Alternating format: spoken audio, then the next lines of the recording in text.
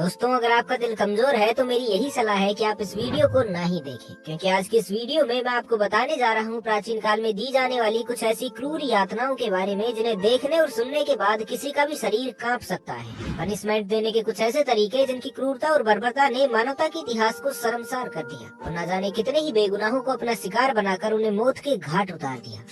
Iron chair torture. दोस्तों, आप कल्पना भी नहीं कर सकते कि उस व्यक्ति पर क्या बीतती होगी जो आयरन चेयर टॉर्चर जैसी भयानक यात्रा से गुजरता होगा। 1500 किलो की मदद से बनाई गई वो कुर्सी जिस पर सजा के तौर पर अपराधी को बैठाया जाता था और बैठते ही वो सभी कीलें उस व्यक्ति के शरीर में घुस जाती थी, जिसके बाद वो व्यक्ति बर्दाश्त न कर पाने वाले उस दर्द को तब तक झेलता रहता था जब तक कि वो मर नहीं जाता था। दोस्तों, इस सजा की शुरुआत अपराधी से सच बुलवाने के लिए की गई थी, जिसमें अगर व्यक्ति किलो के टॉर्चर के बाद भी अपना मुंह नहीं खोलता था तो फिर कुर्सी के नीचे जलते हुए अंगारे रख दिए जाते थे, जिसका नतीजा ये होता था कि जैसे जैसे कुर्सी में लगी कीलें गर्म होती थी, कीलों की वजह से शरीर भी पकने लगता था, जिसका दर्द कितना भयानक हो सकता है इसका आइडिया तो अब आपको भी लगने लगा होगा। हालांकि इस यात्रा के बाद भी अगर व्यक्ति अपना जुर्म नहीं कबूलता था तो फिर उसे छोड़ दिया जाता था, ये मानकर कि वो बेगुनाह है। लेकिन जिस तरह आज जेल से छूटकर लोग फिर से अपनी जिंदगी की शुरुआत करते हैं, आयरन चेयर टॉर्चर के बाद जिंदगी की दूसरी शुरुआत तो छोड़िए, खुद जिंदगी को भी दूसरा मौका नहीं मिलता था। Brazen bull.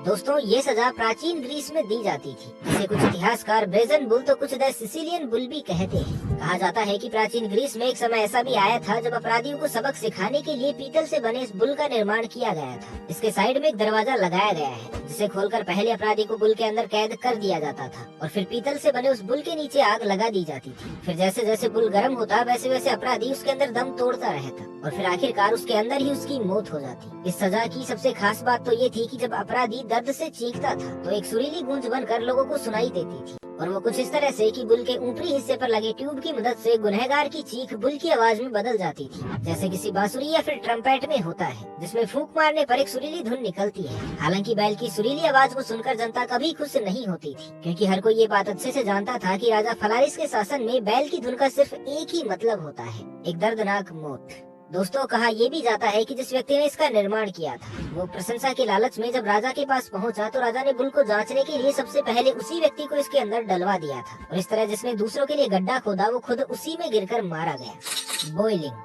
वैसे तो ये सजा इतिहास की सबसे कॉमन सजाओं में से एक है, लेकिन इसकी निर्दयता किसी भी अन्य सजा से बिल्कुल भी कम नहीं है। जी हाँ दोस्तों, ईस्ट एशिया और इंग्लैंड में कभी लोगों को खोलते हुए पानी में सिर्फ इसलिए जिंदा डाल दिया जाता था क्योंकि उनसे जाने अनजाने में कोई अपराध हो जाता था और ऐसे अपराध की सजा ये थी कि उसे उस खोलते हुए पानी में तब तक रहना होगा जब तक कि वो मर नहीं जाता। केवल पानी ही नहीं, कई बार तो तेल और कई बार तो खोलते हुए टार में भी जिंदा व्यक्ति को डालकर सजा के तौर पर उबाला जाता था। फिर उबले हुए उस शव को मछलियों के हवाले कर दिया जाता था, जिससे मछलियों का झुंड पलक झपकते ही खत्म कर देता था।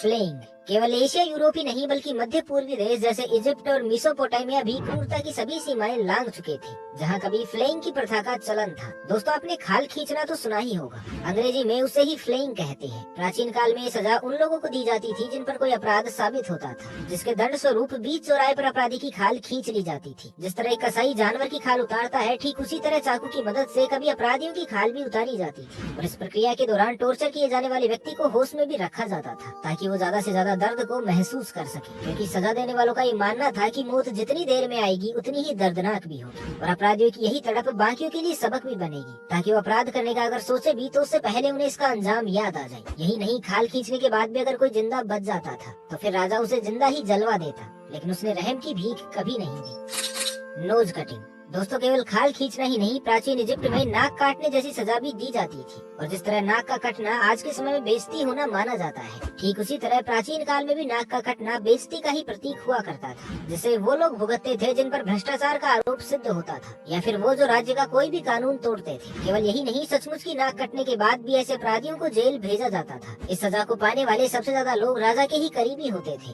जो अपनी पावर का गलत इस्तेमाल कर भ्रष्टाचार करते, ठीक उसी तरह जिस तरह आज हमारे नेता और मंत्री करते हैं। बस फर्क इतना था कि प्राचीन काल में ऐसे लोगों की नाक सचमुच में काट दी जाती थी, जिसके बाद वो शर्म से मर जाते थे, जबकि आज शर्म तो छोड़िए, मरते दम तक इन पर आरोप भी साबित नहीं हो पाता है। लिंगची, इतिहास की वो सजा जिससे बचने के लिए लोग रिश्वत तक दिया करते थे ताकि जान भले ही चली जाए लेकिन बस लिंगची जैसी सजा न काटनी पड़े। अभी चाइना में दी जाने वाली इस यातना को लिंगची कहते हैं, जिसका मतलब होता है स्लो स्लाइसिंग, अर्थात धीरे धीरे काटना। एक इंसानी शरीर जिसे सजा के तौर पर चाकू से हजारों बार तब तक काटा जाता था जब तक कि वो मर नहीं जाता था। हालांकि वैसे तो इस सजा को साल 1905 में ही बैन कर दिया गया था, लेकिन इसकी शुरुआत कब हुई इसके पुख्ता प्रमाण कहीं नहीं मिलते। हालांकि कुछ इतिहासकारों का ये दावा जरूर है कि सजा को सार्वजनिक स्थानों पर दिया जाता था ताकि लोग उसे देख पाएं, इसलिए अपराधी को पहले किसी सार्वजनिक स्थान पर ले जाकर उसे बांध दिया जाता था और फिर उसके बाद चाकू की मदद से अपराधी के समूचे शरीर पर धीरे धीरे कट लगाए जाते थे, जिसके पीछे ये मान्यता थी कि इस तरह सजा पाने के बाद अपराधी अगले किसी भी जन्म में फिर ऐसा पाप कभी नहीं करेगा। कभी कभी तो ये सजा 3-3 दिनों तक चला करती थी, जिस दौरान अपराधी के शरीर पर 3000 से भी ज्यादा चीरे लगाए जाते थे और एक एक करके उसके अंग भी निकाल लिए जाते थे। रिपर ब्रेस्ट, केवल पुरुष ही नहीं, मध्यकाल में महिलाओं को भी ऐसी सजाएं दी जाती थी जिन्हें सुनकर आज किसी की भी रूह कांप जाए। और महिलाओं के स्तन काटने की सजा उन्हीं यातनाओं में से एक है। दोस्तों, क्या आप यकीन कर सकते हैं कि कभी मानवता इतनी निर्दयी भी रह चुकी हो कि जब किसी महिला को सजा देने और उसकी गलतियों का पश्चाताप कराने के लिए उसके स्तन को ही उसके शरीर से अलग कर दिया जाता था, वो भी लोहे की एक रोड की मदद से, जिसे पहले तो घंटों तक आग में जलाकर अंगारा बनाया जाता था और फिर बाद में उसी रोड से महिला के स्तन को काट दिया जाता था। दोस्तों, ये प्रक्रिया इतनी खतरनाक थी कि महज कुछ ही घंटों के भीतर ही उस महिला की मौत हो जाती थी।